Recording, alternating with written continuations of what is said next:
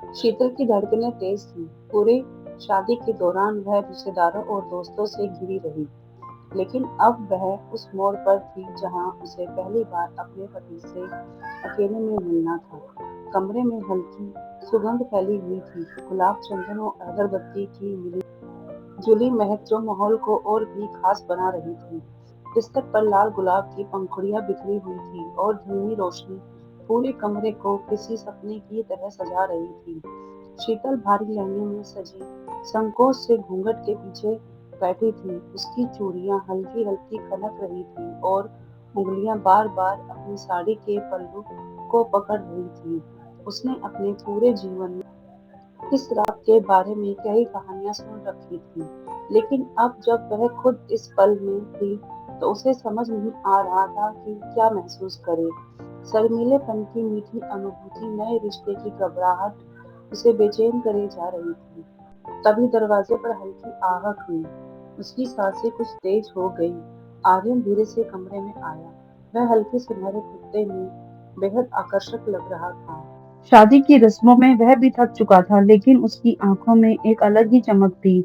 उसने कमरे का दरवाजा बंद किया और कुछ पल वहीं खड़ा रहा, जैसे उस लम्हे को अपनी यादों में हमेशा के लिए संजो लेना चाहता हो।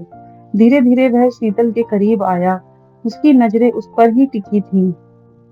लाल जोड़े में सजी उसकी दुल्हन किसी अप्सरा से कम नहीं लग रही थी।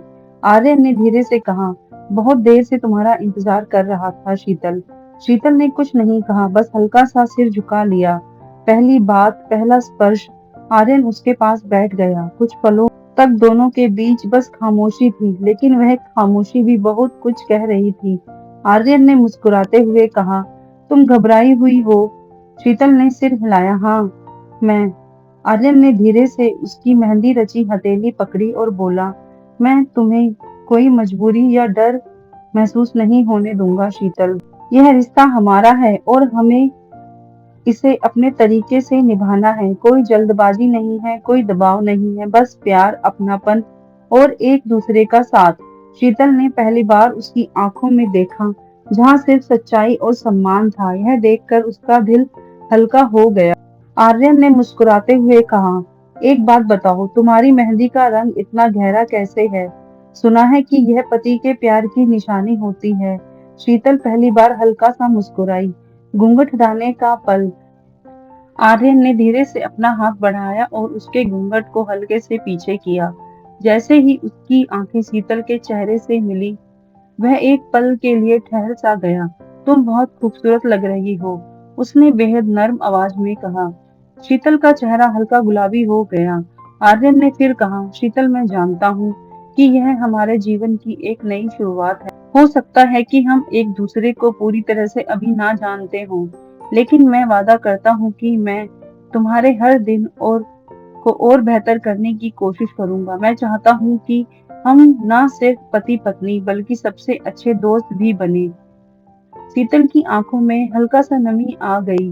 उसने धीरे से कहा, क्या तुम सच में ऐसा सोचते हो? आर्यन ने उसकी थोड़ी हल्के से ऊपर उठाई और कहा, हाँ, मैं चाहता हूँ कि तुम भी मुझसे बिना किसी हिचकिचाहट के हर बात कहो।